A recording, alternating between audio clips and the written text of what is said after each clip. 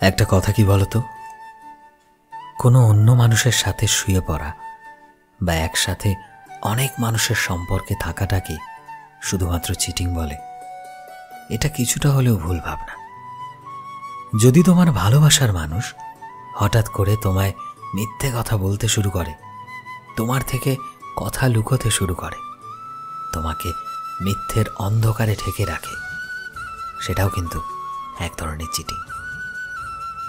কখনো কখনো একটা মানুষের সাথে সম্পর্কে থেকেও অন্য মানুষের সাথে কথা বলা, তার সাথে গুরুত্ব বানানো, বা কখনো কখনো তার সাথে ফ্লার্ট করা, বা নিজেই কারো মেসেজের ইনস্ট্যান্ট রিপ্লাই করাও কিন্তু চিটিং। আজকালকার সম্পর্কে এমন অনেক মানুষ আছে যারা একটা জাস্টিফাই করার চেষ্টা করে যে আরে কি হয়েছে, কথাই তো বলছি, মেসেজই তো করছি, তার মানে এটা নয় যে তার সাথে সম্পর্কে জড়িয়ে গেছি। কিন্তু কি বলতো বন্ধু, কোনো কিছু শুরুটা অচেনা থেকেই হয়। আর যার সাথে তুমি সম্পর্কে আছো সেও কিন্তু একটা সময় তোমার কাছে অচেনা ছিল। ধীরে ধীরে তার সাথে কথা বলে তার কাছের হতে পেরেছো তুমি, তার সাথে তোমার সম্পর্ক তৈরি হয়েছে। তার সাথেও একটা সময় তুমি শুধু কথাই বলেছো, হয়তো এক দুটো মেসেজও করেছো, কিন্তু সেই থেকেই তো সূত্রপাত।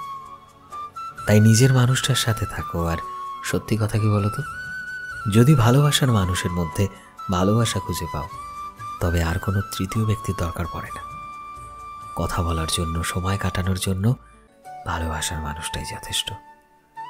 তাই জীবনে এরপর যখনই এমন জিনিস করবে, এটা ভেবে নেবে যে কেউ একটা মানুষ তোমায় মন থেকে ভালোবাসে, তোমাকে তোমার থেকেও বেশি ভালোবাসে। সে তোমায় নিয়ে সুন্দর ভবিষ্যৎ গড়তে চায়, স্বপ্ন দেখে। আর জীবন তখনই সুন্দর হয় যখন আমরা ভালোবাসার মূল্যটা দিতে পারি। হয়তো অনেকেই আমার সাথে সহমত পোষণ করবে, আবার অনেকে করবেও না, কিন্তু বাস্তব তো এটাই, তাই না?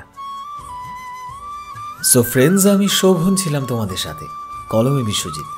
ভিডিওটি কেমন লাগলো অবশ্যই কমেন্টে জানিও। এই মুহূর্তে তুমি যদি আমাদের ফেসবুকে দেখে থাকো, তবে প্লিজ আমাদের পেজটিকে ফলো করে দিও। চ্যানেলে নতুন হলে প্লিজ চ্যানেলটিকে সাবস্ক্রাইব করে দিও। আর যারা অলরেডি সাবস্ক্রাইব করেছো, তোমাদের সবাইকে অসংখ্য ধন্যবাদ। দেখা হচ্ছে নতুন একটা দিনের নতুন একটা ভিডিওতে। টিল দেন, সবাই ভালোবাসায় থেকো এবং সবাইকে ভালোবাসায় রেখো। Thank you.